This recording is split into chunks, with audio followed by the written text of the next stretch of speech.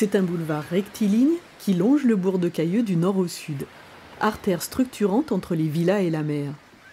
Pensez à l'époque où l'on rêvait de plus de voitures et où le bitume était la marque du progrès.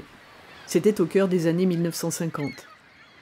Aujourd'hui, les canalisations sont fatiguées, le goudron rapiécé, les temps ont changé, on pense le boulevard de demain.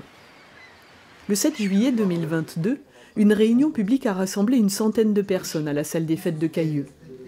Après avoir proposé 3 scénarios en janvier précédent, le cabinet Base présentait un projet affiné. Les grands principes sont inchangés. Protéger Cailleux des tempêtes, dont on peut prévoir qu'elles seront dans les années à venir plus fortes et plus violentes qu'elles n'ont été jusque-là.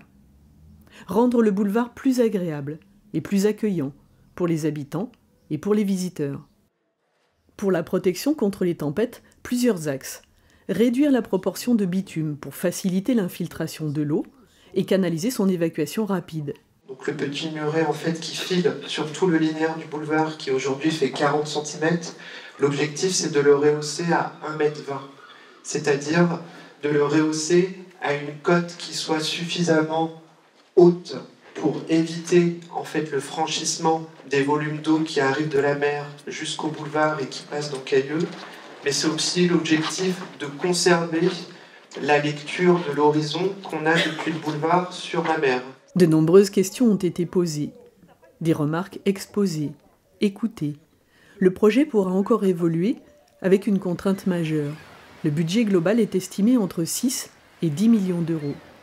Les subventions de l'Europe, de l'État, de la région et du département seront très importantes, mais conditionnées à la capacité du boulevard à affronter les risques d'inondation.